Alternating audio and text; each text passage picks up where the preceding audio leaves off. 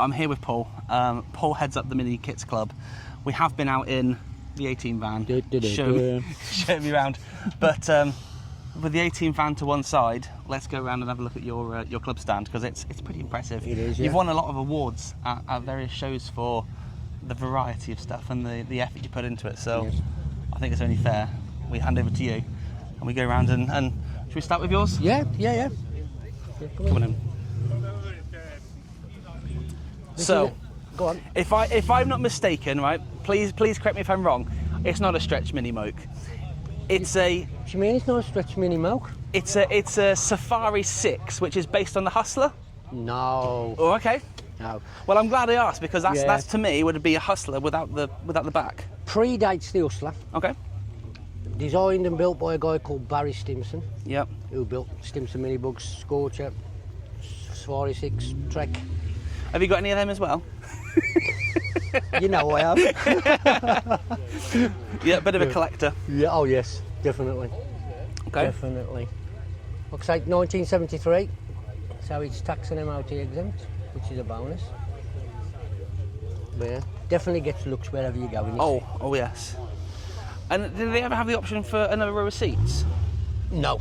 These seats actually fold down to make it into a flatbed pickup. Yeah. There was an optional extra on a roof, which is a vinyl roof, which come up in 2 stages. You could have just the front hoop on or the back on, or both together. There was on, was it Tomorrow's World they were featured on as well, back in the early 70s, which is, yeah. Right, super cool. I think, I think it's great to see these out, and I think it's great that your passion for the Stimpsons and the MiniKits sort of it completely comes through. Passion or madness? It's both. It really is both. But let's go for passion because it sounds better. Yep. So it's not based on the Hustler, which is fine. But obviously, it's Clubman-esque front end. Yeah, 4 inches shorter the bonnet is than a Clubman. That's why the carb sits there. Right. Okay. I've taken the dashboard out to put oil in the dashboard. So that means potentially the dash is further forward. Yeah. Yeah, if you look at this here, I'll show you. You'll notice a difference straight away. Bear in mind, this is just a mini front subframe and engine. Look where the carb is. Oh. And look how close it is. I can't even get an air filter on them. So maintenance-wise, it's a bit of a fiddle. Okay. Yes. But it's the MiniKits, if you're not aware, they are a mini variant, so they're all mini-based, classic mini-style based kit cars. They use the standard subframes, typically the standard running gear, all the dials, instruments. This one's a windscreen, and that's kind of rebodied mini, really, isn't it? But not all the time, because like you got behind you, that's Kingfisher. Yeah. So, that was a rare as hell. I had a friend back in Basingstoke who, he's passed away now, unfortunately. He had a mini Kingfisher and he sold it to the guys that ran mini, not Mini Spares, not Mini Sport. There was another one based in Byfleet by Brooklands. Yeah. And they bought it off him, and it was like a Kingfisher colour, like blue flick paint. It was beautiful, absolutely beautiful. I've actually photos of that one actually. And it had a turbo in it as well. Oh, it was a stunning thing. If you look at them the bodies were taken off a Mini Gem. But if you see a Mini Gem is like virtually half the size of that. And stretched. And that's nearly 11 foot long. So, no way, that's not 11 foot. Same part of that size of the Master Safari 6 is level. Wow. I think if I was to have a mini kit, this is what I would go for. I love the ducktail. I know it's 2 seats, but it's not the end of the world. I just love the styling of it. It's not to everyone's taste, I know that, but to me, this is super cool. They are really nice car. Even the front end, you're looking like a Marcos type setup, and stunning things. Well, that's its DNA really. It's Gem Marcus. That's where it's stemmed from. Oh, I love them. That's where it stemmed from. So the guy's just bought that back. Okay. He sold it about 20 years ago. It's been all been all over Europe. That has with him and previous owners. Yeah. So what I like about this is with the livery, you could quite easily put a BMW badge on the front of it, and park it somewhere else, and we'll go, oh, that's a bit of a rare BMW. Yes, isn't it? Here's an idea for you as well. Look, see how big that is. could put a dodgy electric port in there, couldn't you, and park on an electric bay for free. I think this to me, there's a lot of mini kits out there that they're an acquired taste. I think is the best thing to say, and a face maybe only a mother could love. Yes. But the mini Kingfisher, or the Kingfisher, for me is just it is, yeah. It ticks a lot of boxes. Mark 1 external hinges, you know, sporty looking. It looks fast without even moving. Damn, a beautiful car in there. Yeah, I do love that.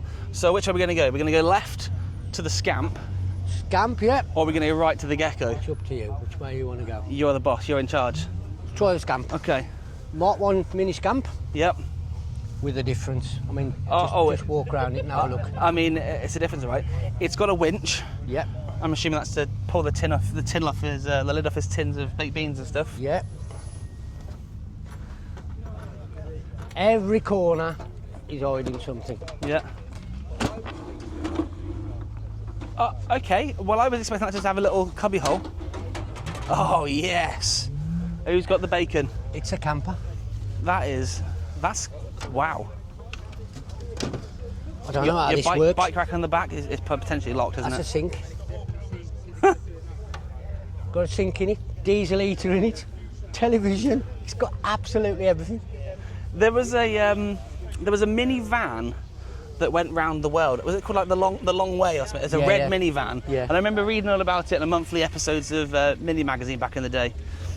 This is kind of, I guess, inspired by that. Yep. As a bit of a off-grid type remote vehicle. This steering lock. Okay. Yep.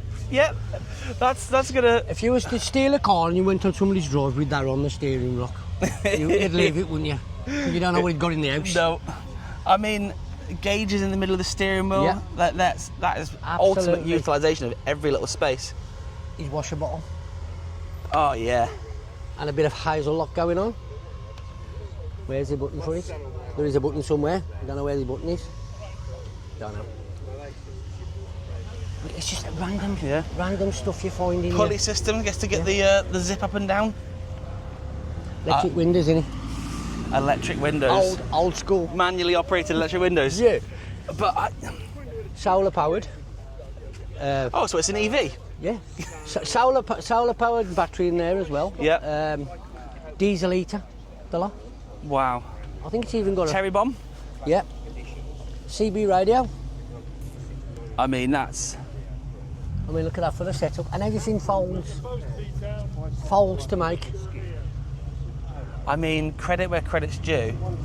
I have just spotted something. Let me just. So, the gauges are all labelled up. You've got your wash, map, horn, wife. What does the wife button do?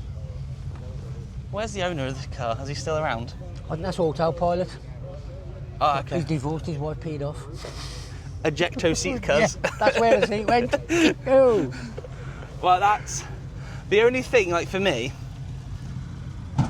off-grid camping vehicle, the bucket seat, I imagine probably wouldn't be the most comfortable for long distance. I'd want something a bit more like the seat in the 18 van. Yes, definitely. Ultimate comfort, And the luxury. side windows are a bit... Oh. Incredible. You could look at this car all day, come back tomorrow, look at it again, you see something new, yeah. You never saw. It is absolutely unreal. I mean, mini scamps are an acquired taste at the best of times. Yeah. But for a utilitarian vehicle, fair play. I mean, we go to it takes you to a lot of car shows. Yeah. And that car is surrounded all the while. People looking at it. It's that. I mean, It's junk you pulled out your shed, isn't it? And he's made something out of it. you can't blame them. No. That is super cool. It is. Super cool. And obviously still running mini engine. Yep. Wow. There's a scamp underneath somewhere. Very cool. It is. Let's go continue on then. Yep. The Gecko. The Gecko is not something I've ever heard of. It wasn't very successful, to be fair with you. But like the owner of it now, well, the owner of this vehicle has owned the rights to these Geckos now since about 1993 or something. Okay. And he started making them again. But he's using Fiat 500 Abarth to build them. Okay. So they're going to be slightly longer, Yeah, and yeah. obviously slightly wider, but in the idea. I mean, lengthwise, if you stand at the front and you look at how much overhang there is on the Kingfisher, you'd expect this would be a great car for using like auto solo testing and. Yeah, it is. I'll get you a drive in that later. I mean, drive's absolutely mint. So Fiat 500, a Bath, what, the 595? Yeah, the fast one. That's what the new. Well, I'm in process now of making it. I'm just doing all the chassis for it and everything. Wow. And what is this an Bath or? Now this is a mini base one. Okay. This is one of the original ones. So Y reg, what's the Y reg? That's. I don't really know. Can't remember. 80? Yeah, about that. Yeah. 80, early 80s at least. Yeah. Well, the downer was, I would have said. Yeah. Not necessarily the vehicles are old. But lovely, comfortable seats. But that is absolutely drive spot on. You look at the difference between what. Okay, it's not a Scamp, but what the Scamp would have been originally looking like this. And the Scamp, the Moke, and I guess the Geko, minimalistic switches. This has got more switches on this that would have had on the original. Oh yeah. And then you go across to the Scamp, and you look at how many additional things are added to it. Yeah. That's crazy. Chalk and cheese, innit? Yeah. Chalk and cheese. It's you look at it, really, it is a modernised Scamp, isn't it, really? It's a shorty version of a Scamp. Yeah, only built better, I think. Like I say, it does drive absolutely mint. Well, if you said about getting a drive out in it later, I will definitely take you up on that, because I don't know if I want to walk around. It's getting quite warm now, isn't it? Yeah. But no, lovely. And then are you getting any more cars on display? We've got the Metro. Metro's here, another Ranger there. Obviously, have you seen that Ranger? Yeah. But yeah, it's whatever turns up.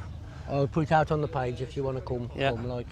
So if you have a mini variant or a mini kit car, check out Paul's page, Paul's group, the MiniKits. I say it's your page, but it's kind of like It's everybody's. It's everybody's, isn't it? I've been a. We've even got some famous YouTubers on there. Oh yeah. Oh, Matt Green. Yeah, Matt Green. Yeah. and makes a noise over here. Yeah. But no, I've been to a few events where the MiniKits have been. I've always felt really welcome.